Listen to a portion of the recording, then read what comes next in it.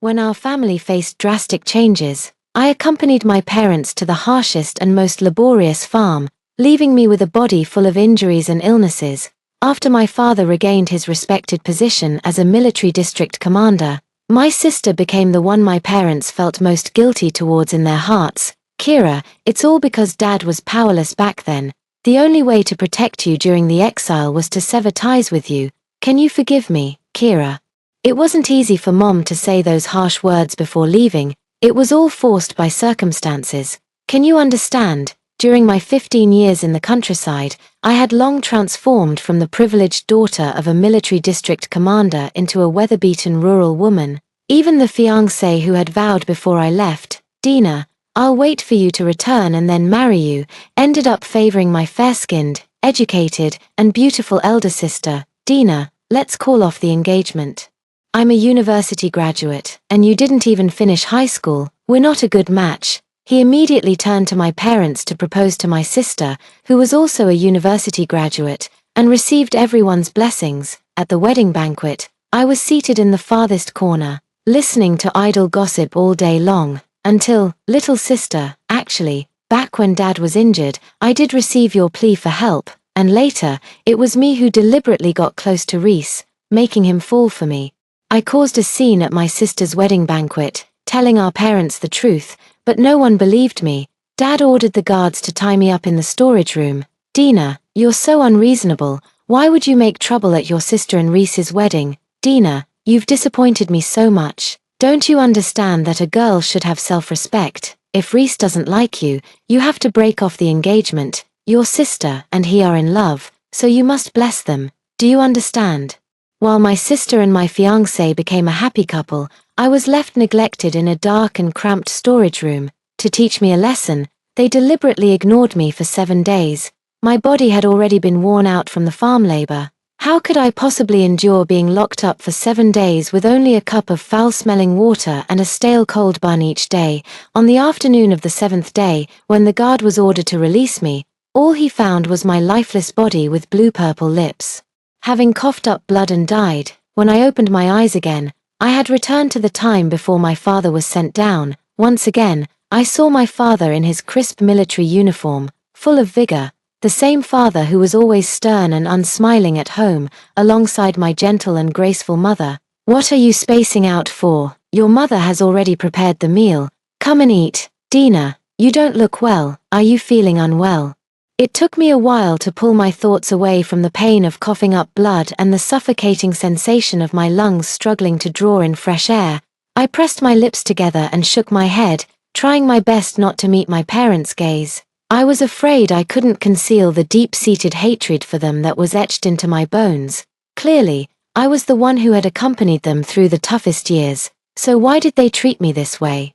If it weren't for me sharing the back-breaking farm work with them, how could the two of them, already advanced in age, have held on until the day of their rehabilitation? What was the result? I, who had given everything for them, became the stain they couldn't wait to erase after their rehabilitation. How could I not hate them? Why are you only eating rice and not the dishes? Don't you like today's food? Mom thoughtfully picked up a piece of meat with chopsticks and placed it in my bowl, saying gently, being this picky isn't good. You're only 15 this year and still growing. You need to eat more. I responded softly but didn't look up at Mom or touch the food she had given me. Smack, in the quiet room, the sound of chopsticks slapping against the table was especially loud, making my back instantly tremble and my whole body stiffen, frozen in place. But Father showed no mercy and instead scolded me loudly. Others would be grateful just to have food to eat, yet here you are, well-fed and clothed at home, still being picky. Where on earth did you learn such bad habits? You're not allowed to sleep until you finish eating. Tears welled up uncontrollably in my eyes, salty like water gushing from an open faucet, dripping into the bowl of white rice. Although Mom spoiled her child, she never interfered with her husband's discipline. Seeing my pitiful expression, she merely shot Dad a glare from an angle I couldn't see and reminded, eat slowly, don't choke. I responded with a and through my tears, quickly finished the bowl of rice that tasted salty with a hint of bitterness. With a heavy heart, I shoved the last bite of vegetables into my mouth, swallowing it without even chewing. Putting down the bowl and chopsticks, I sat up straight, reporting like one of Dad's soldiers. I'm done eating. May I go back to my room to read? Dad kept a stern face and swallowed the food in his mouth before responding. Go ahead. I quickly got up and left. But without hesitation, I returned to my room. Behind me, I faintly heard Mom complaining to Dad, honestly, if the child doesn't want to eat, then don't force them. Why are you making such a big deal out of it with a child? There was also Dad's stern voice. We're a military family, and she's a military child. How can we set an example by wasting the fruits of the laborious hard work? Come on, she's still just a kid. Why so harsh? The words that followed didn't reach my ears as I quickly walked away. Leaning against the door, I gasped for breath, finally feeling the reality of being alive again, only to be overwhelmed by uncontrollable dry heaves. Just as I was about to vomit, I quickly covered my mouth with my still unmutated, calloused hand. Years of living without enough food or warm clothing have ingrained in me a deep appreciation for every single grain of rice. Besides, this is a psychological issue, not a physical one. If I endure it, it'll pass. If I really vomit, it would be such a waste. Huff. My hand, which had been covering my mouth, dropped weakly. With a pale face, I let out a long sigh and stared blankly at the ceiling. To this day, I still can't understand why my past self ended up in such a miserable state. Tears silently fell from the corners of my eyes as I slowly slid down the door and sat on the cold concrete floor. With my head buried in my knees, I began to sob quietly. It took a long time before I finally stopped. I wiped the tears from the corners of my eyes and, supporting my sore and numb thighs, slowly rose from the ground. Limping to the table, I tremblingly picked up the desk calendar. Since childhood, I've had a habit of crossing out each day's date on the calendar as it passed, a habit that now helps me. Who can no longer distinguish the years and months? July 26, 1970. Good. There's still a week before my parents are sent down, and 4 more days before they receive the news. That's plenty of time for me to prepare. As for reading, with both my parents about to be sent down, it won't solve the crisis. And I won't have a chance to use what I learn later anyway. There's no need to rush it now. I casually stuffed the book into my bag, slung it over my shoulder, and walked out. Mom, I'm going to study with Li Huan. Okay, come back early. Li Huan is my classmate, her home is close to mine, and we get along well, so I often go to her place to hang out. My mom knows about this, so she's quite at ease. Okay, one of Li Huan's distant aunts worked in the neighborhood committee and was in charge of the educated youth going to the countryside program. At this time, most families were reluctant to send their children to the countryside, so her work was extremely difficult to carry out. I had already graduated from junior high school and met the requirements for going to the countryside, so I decided to proactively apply for it. Dina, are you sure you want to apply to be an educated youth in the countryside?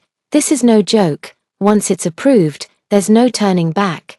I am certain that now is the time when the country needs knowledgeable and capable young intellectuals like us to go to the countryside and contribute to the nation's development.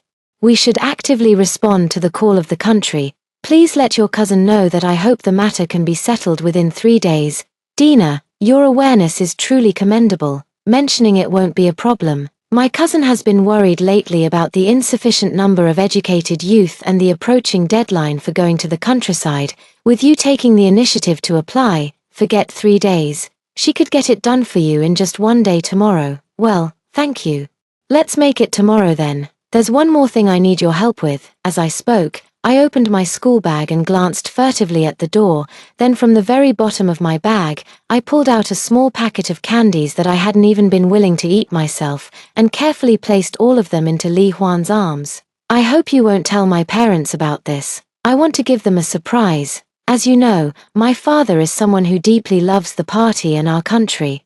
If he knew his daughter had such high ideological awareness, he would be overjoyed. Li Huan looked at the candy in her hand with delight. In these times of scarcity, obtaining even a small amount of sugar was no easy feat, and with multiple children in her family, they had never been so well off before. She touched it repeatedly, unwrapped the paper, picked out one piece to tuck into her pocket, and reluctantly returned the rest to me. No problem, such a small matter is just a word away.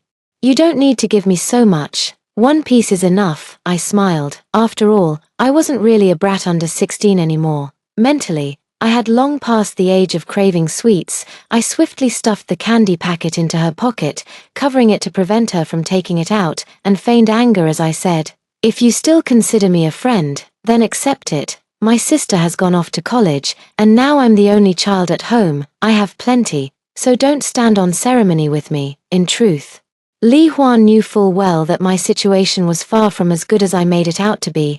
Dad cares about face and believes that children of military families should learn to endure hardship. These candies were secretly bought for me by Mom behind Dad's back. She looked at me for a long time, making sure I wouldn't take the candy back, before reluctantly agreeing. "All right, I'll keep it here for you. You can come get it whenever you want." I shook my head. "I know your younger siblings like to rummage through your things. If you don't want them to benefit, you'd better eat it quickly." Li Huan and I were in similar situations, both being the neglected ones in our families, which was one of the reasons we got along so well. I was overshadowed by my sister's excellence. In my parents' eyes, she was all they ever saw. Where was my place? Li Huan, on the other hand, as the eldest daughter in her family, was naturally expected by the adults to help take care of her younger siblings and share the household chores.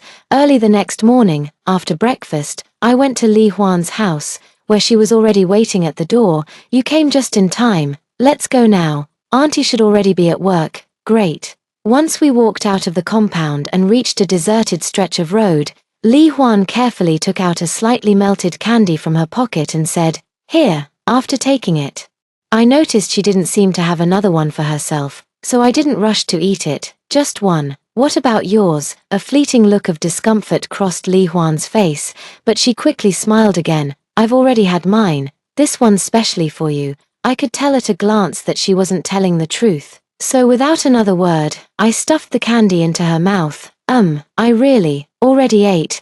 The muffled voice came from Li Huan's mouth as she glanced at her hand, seemingly considering whether to spit it out and if I would still want it. With a stern expression, I said, "Don't you dare spit it out. I'm not eating your saliva." After Li Huan gave up on this idea, I took her hand and rolled up her sleeve. Sure enough, I saw bruises of blue and purple overlapping. I knew these must have been from her mother hitting her with a feather duster. My nose tingled with a slight ache, and I nearly shed tears. "I'm sorry. It's all my fault for not thinking things through properly and getting you beaten." Li Huan quickly pressed my hand and pulled her sleeve back down, not wanting me to see and feel sad. "Dina, it's not your fault. It's all on me for not listening to you and hiding the candy, which my younger siblings then found. Don't be upset. It doesn't hurt, really. I'm already used to it." I recalled what I had learned after my father's rehabilitation in my previous life, and my heart tightened at the thought. Although Li Huan stayed in the city, her family didn't let her continue high school and sent her straight to work to earn money. Just 1 year before I returned with my parents, Li Huan's younger brother was getting married, and to help cover the bride price, her family married her off to a butcher. The butcher had a violent temper and often beat his wife. Li Huan was beaten by the butcher until she miscarried at 6 months pregnant. By the time she was brought to the hospital, it was already too late. I grabbed Li Huan's hand and said with the most resolute tone I could muster, "Li Huan, come with me to the countryside. Ask your aunt to arrange for us to be assigned to the same rural village. From then on, we'll be like real sisters." Li Huan's eyes lit up for a moment, but quickly dimmed again. "It's no use. My parents would never agree. If I leave, my mother won't be able to handle all the housework alone, and there'll be no one to take care of my younger siblings." I cupped her face in my hands, turning it toward me, and looking straight into her eyes. I said slowly and deliberately, "Li Huan, you're just a child yourself, not much older than your younger siblings. Think about it. Weren't you already washing your own clothes and helping Mom with household chores at their age? Even without you, they're capable of taking care of themselves. You need to give them a chance to grow, an opportunity to help ease Mom's burden just like you did. Or do you plan to support them for their entire lives?" Li Huan went from deep in thought to vehement denial, shaking her head and hands so vigorously they became a blur. "No, no, no. I'm going to get married and take care of my own family in the future, besides supporting my parents in their old age. How could I possibly take care of my younger siblings for their entire lives?" After speaking, she guiltily glanced back at the path she'd come from. as if afraid her words might be overheard by others. I placed a steadying hand on her shoulder. "Don't worry, I've been keeping watch. There's nobody around." As Li Huan breathed a sigh of relief, I shattered her beautiful illusions about the future. "Li Huan, unless you can stand up to your parents and make them treat you and your siblings equally in the future, what I've said will inevitably become reality. No, Mom and Dad love me. My younger siblings are just too little right now. I have no habit of forcing others, much less the inclination to pressure friends. One must always take responsibility for the decisions they make. I cannot change the fate of someone who doesn't want to change. Excessive interference will only ruin the friendship in the end." Because of our family ties, Li Huan directly took me to see her cousin's aunt. "Hey, isn't this Xiao Huan? Come on in, find yourself a seat, make yourself at home." "No, I came to ask for your help with something today." "Oh, what is it? Why didn't your parents come?" Li Huan stepped aside and pushed me in front of our aunt. "This classmate of mine just graduated from junior high and wants to go to the countryside. Didn't you say not long ago that there weren't enough educated youths? She'd be perfect." Upon hearing this, Auntie immediately stood up with enthusiasm, the look of distress on her face vanishing in an instant, making her appear several years younger. Come, young student, have a seat. I'll get you a glass of water, and we can chat slowly." The situation was much as Li Huan had described. Auntie was indeed troubled by the insufficient number of educated youths willing to go to the countryside. The office was so empty because everyone else had gone out to do mobilization work, and today was her turn to stay and man the office. While I was filling out the application form, Li Huan revealed the confidential matter on my behalf. Aunt hesitated slightly. "Young student, what if your parents disagree later? Once this form is submitted and the list is finalized, it cannot be changed." I stopped filling out the form, looked up, and flashed a bright smile. "Auntie, don't worry. My father is a regimental commander in the army, and his ideological awareness is very high. He taught me from a young age that, as the child of a soldier, I should love my country and have the spirit to strive for the interests of the nation and its people. If I report it, he would only feel proud of me once he knows." "Then what are you hiding? Tell them sooner so they can prepare." Although it's said to be going to the countryside for re-education, they wouldn't stop parents from preparing more for their children. Just in case, after all, the educated youth were all ambitious young people who voluntarily applied to go to the countryside, and they deserved preferential treatment. It's not like they were being sent down as punishment for making mistakes. I shook my head firmly. Going to the countryside was about responding to the nation's call to receive re-education, not to live a life of comfort. There's no need for so much preparation. I'm confident I can overcome any challenges on my own. My aunt was extremely satisfied with my answer and readily agreed. "Good, what a fine child. Truly worthy of being a soldier's offspring. Your parents would be proud of you." As I was packing my bags to go to the countryside, an old comrade of my father's knocked on our door. "Something terrible has happened. You've been reported, and the relocation order will likely arrive in a few days." How could this happen? Father escorted my distraught mother out of the room and stayed up late into the night talking with his comrade alone. Mom came to my room and held me, crying until midnight. "Dina, what are we going to do from now on? Your sister is still in college, and who knows if this will affect her." "Mom, I just graduated from middle school, anyway. There's no college entrance exam now. Even your sister's college spot was hard-earned by your dad. Going to high school would be useless for you." Tilda, in my past life, seeing how sad Mom was, I considerately never mentioned a word about myself, so this is what Mom was thinking. "If someone of your father's rank is being demoted, the matter must be serious. We'll definitely be sent to the harshest and most difficult place. What should we do? How are we going to survive all these years?" Mom followed Dad in the military and never worked outside. Apart from light household chores and the education of 2 children, she never had to worry about anything else. After many years of peace, Mother began to fear the future. "Dina, how could such a thing happen to our family? Your father devoted his whole life to the country. How dare they? Woo-woo. Last year, the Lee family next door was sent down. I heard they had to get up before dawn every day to work. What will become of me in the future?" I've heard these words before in my past life, and hearing them again still hurts. In my previous life, I worried that my parents were too old to survive these turbulent times. This time, I only want to live for myself. All I think about is how to make them willingly let me go to the countryside. After all, I don't want to be the fool twice. My sister and I are both their children. Why do they only ever consider her? I didn't comfort Mom. Just let her hold me as she spoke of her fears and poured out the bitterness of being sent down, wiping all her tears and snot on my clothes. Everyone come out. We need to have a meeting. After Dad saw off his comrade-in-arms, he knocked on my door. I shook awake Mom, who had cried herself to sleep. Mom, Dad wants us to come out for a meeting. The whole family sat together in the main hall for the first time at midnight. The hall was drafty, and the cold night wind made my heart sink straight down. Regarding my situation, I'll try my best to pull some strings tomorrow and make one last effort. The same opening line as in my previous life.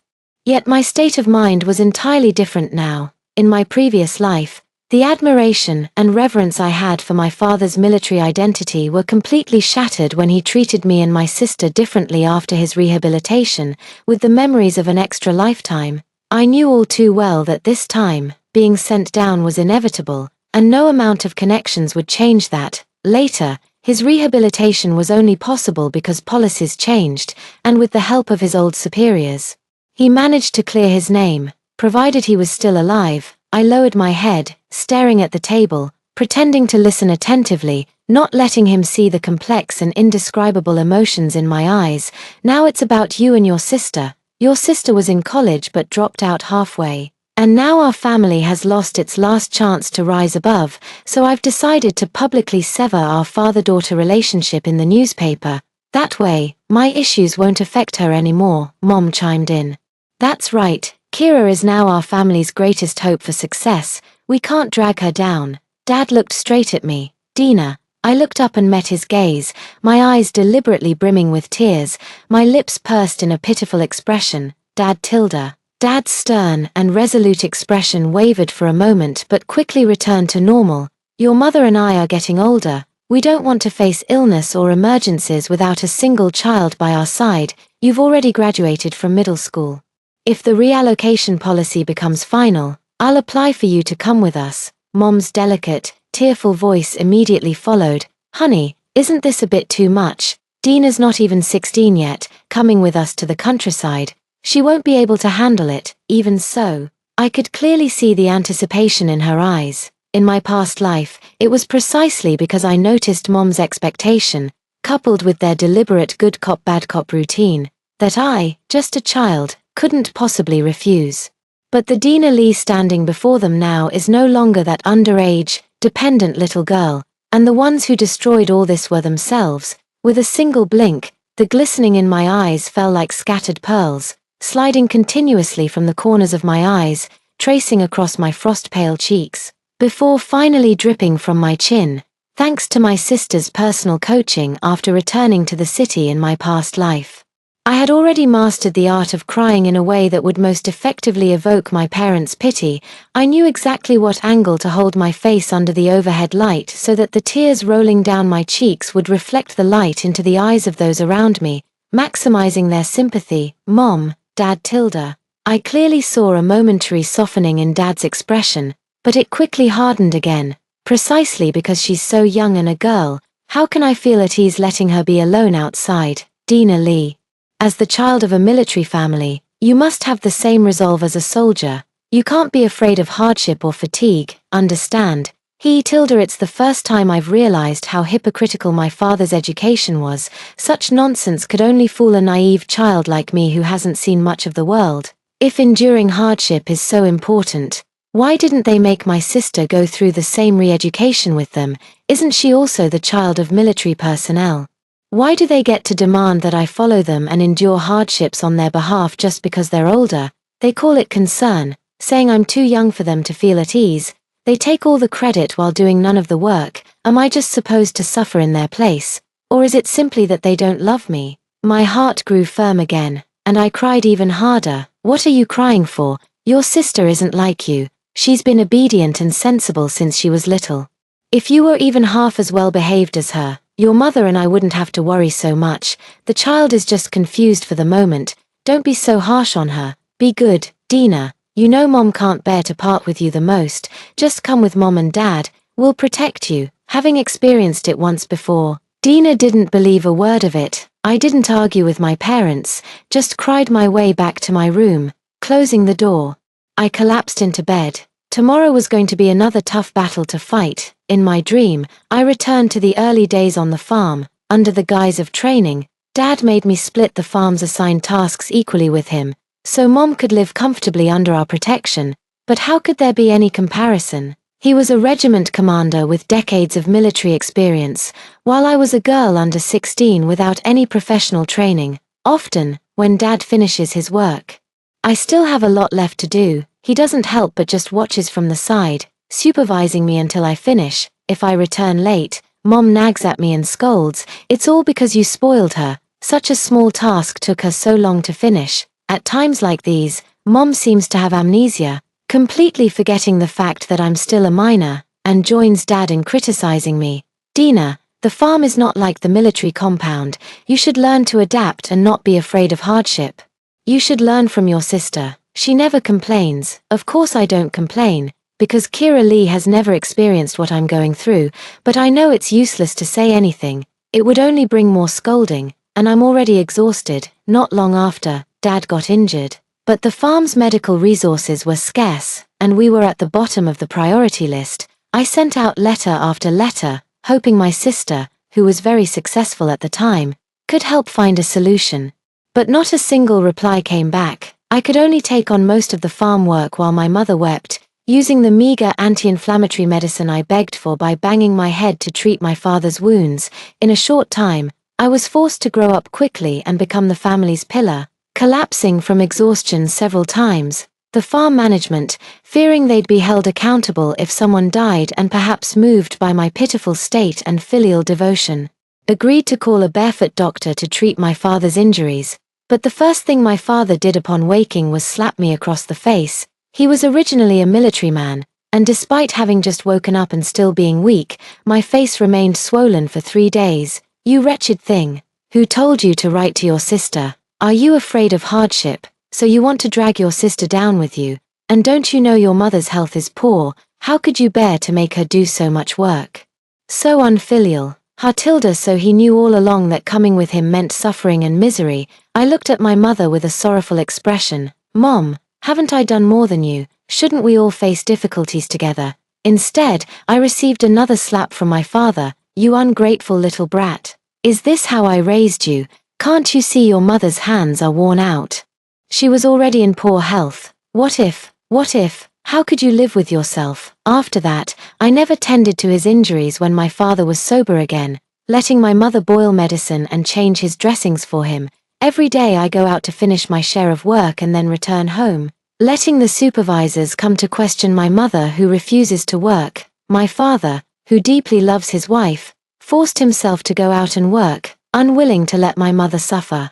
He only stopped when he collapsed and was carried back home. Later, my mother started doing her share of work every day, but she became much colder toward me. It wasn't until my father recovered that we returned to the same state as when we first arrived at the farm. Waking up, I felt like the sleep was worse than not sleeping at all. I was even more exhausted. While we were having breakfast, Aunt Li Huan came to our door. "Regimental Commander Li, I'm here to inform you that your daughter has been selected for this batch of educated youth to go to the countryside. She will depart in 2 days. You've raised a fine daughter." What? Dad's expression and tone were far from pleasant, startling Aunt Li Huan into retreating several steps with a stiff smile before she managed to stop.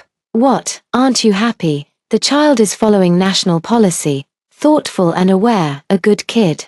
Do you not support them because you think there's something wrong with national policy?" Already in a sensitive moment, Dad absolutely wouldn't allow such an accusation to be pinned on him. He quickly reined in his intimidating demeanor, his voice neither gentle nor stern, carrying an awkward, unnatural tone. "No, it's a good thing that the child has such awareness. I couldn't be happier. How could I possibly think it's bad?" Aunt Li Huan finally smiled. "That's more like it. You've really raised this child well." Knowing that many people don't understand the policy these days, she took the initiative to cooperate with us the other day. Dad's expression darkened again, and Mom shot me an accusatory look. I quickly stood up and walked over to Aunt Li Huan. "Auntie, Aside from letting me know the departure time, is there anything else you came here for? Seeing my gaze fixed on the bag in her hand, she suddenly realized and said, "Oh right. The child is about to go to the countryside, so the parents need to sign this." As she spoke, she pulled out the documents from the bag, even preparing a pen. "Regiment Commander Lee, please take a look and sign if everything is in order." Dad looked at it for a long time but refused to sign. Aunt Li Huan urged them several times, but Mom still said, "No rush, this concerns our child after all. We need to be careful." I took the initiative to speak as Dad's frown deepened. "Dad, didn't you say last night that you had important business to attend to today? It's getting late." Dad looked at me deeply with a scrutinizing gaze. "When did you decide on this matter? Why didn't you inform us beforehand?" Before I could even answer, Aunt Li Huan spoke up for me. "The child came to me 4 days ago, saying they wanted to wait until it was all settled to give you a surprise. Director Lee is capable himself. And who would have thought the child he raised would be so thoughtful? Truly something to celebrate. If this had been said before last night, my dad would have been over the moon. But now, under my mom's nearly tearful gaze and the scrutinizing look of Aunt Li Huan, who seemed to imply that refusing to sign would show a lack of awareness or even questioning of the policy, he signed his name with bold, decisive strokes. Signed, "We need to speak with the child alone, so we won't see you out." Aunt Li Huan looked at my dad, then at me, and said with some concern, "Regimental Commander Lee, you're an important figure in the military with high ideological awareness. Surely you wouldn't hit a child, right?" Dad's face darkened. "When did I ever say I was going to hit a child?" Aunt Li Huan thought to herself. "Your expression clearly says you're about to hit the child. If I couldn't even spot that, how could I work at the neighborhood committee?" I quickly stopped Aunt Li Huan before she could speak. "Auntie, don't worry, I'll definitely arrive at the meeting point on time in 2 days. You go back first. If I don't show up, just go to the military district and find my dad's superior." I escorted the cheerful Aunt Li Huan out. Dad didn't expect me to say that, and his face darkened as he watched my retreating figure.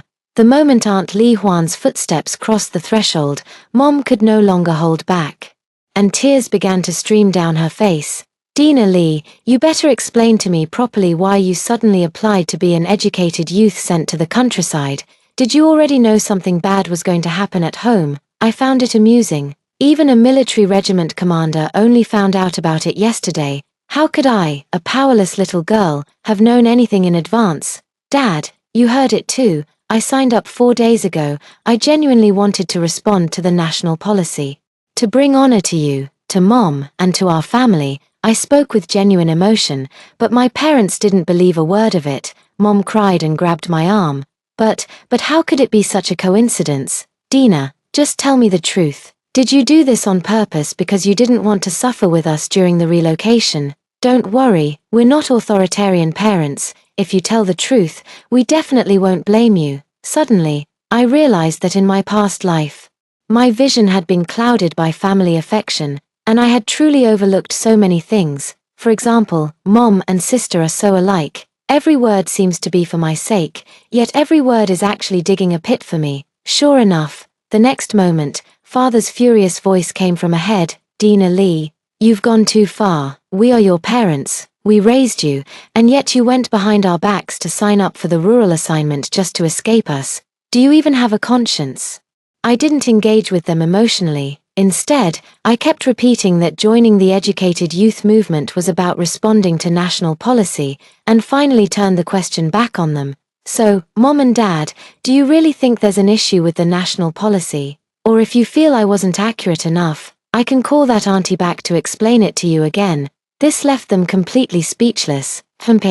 "I'll deal with you later." I immediately followed up, "Dad, I hope you can treat me and my sister equally. Otherwise, if I can't go to the countryside, someone might question whether you're doubting the national policy and deliberately obstructing me from going. If word gets out, it could harm your reputation. Although it's the same sent-down policy, there's still a lot of room for maneuvering in terms of the location. With a better reputation and more cooperation, the assigned location could also be more favorable."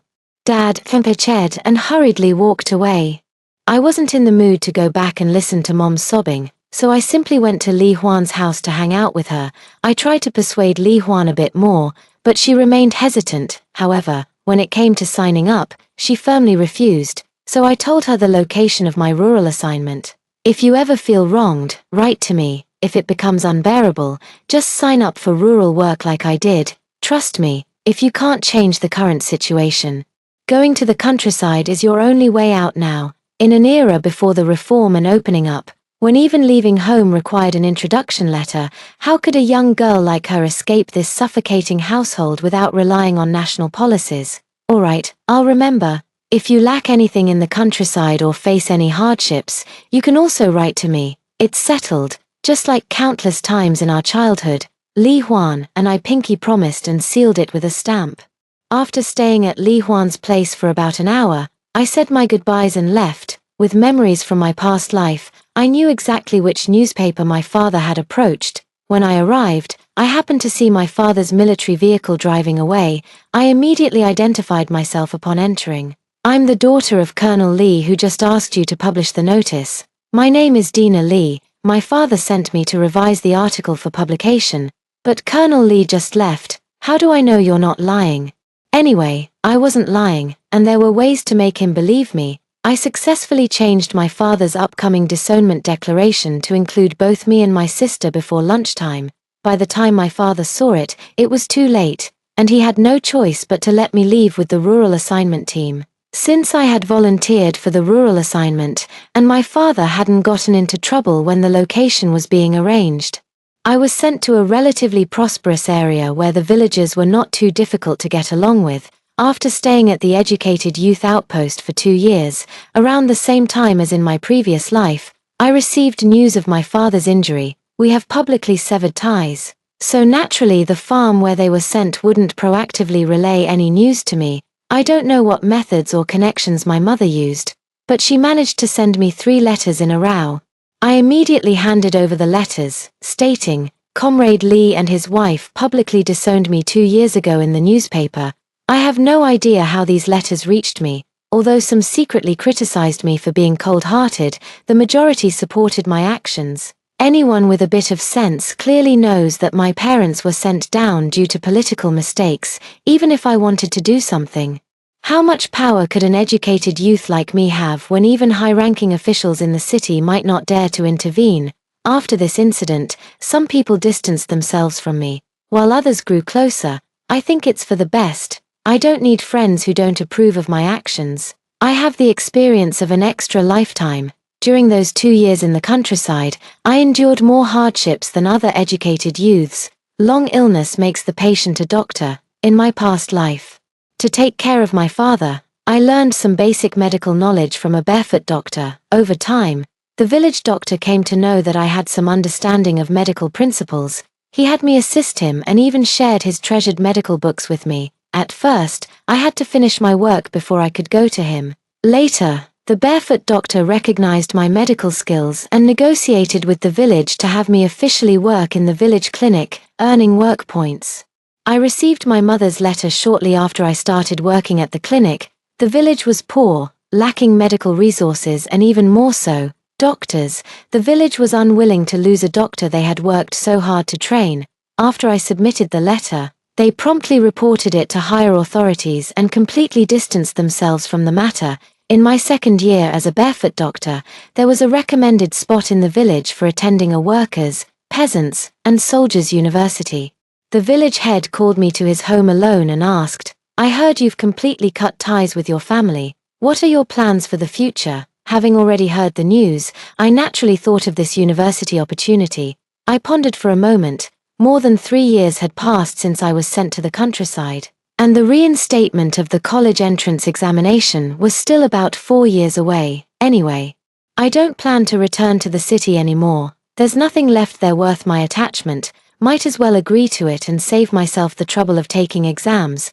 As long as the village still needs me, I won't leave here until I've trained a successor more capable than myself. This means making this place my home. The village chief was very satisfied, mainly because there were no eligible young men in their village. Otherwise, who would give such an opportunity to an educated youth? Not long after, through the village's recommendation, I went to the Worker Peasant Soldier University to study in the medical department, where I stayed for 3.5 years. After graduation, I returned to the village as promised. Here, I met Li Huan, who had come to the countryside 6 months earlier. We were both very happy, and within just a few words, the unfamiliarity from years of not being together melted away. She became even prettier as she grew up.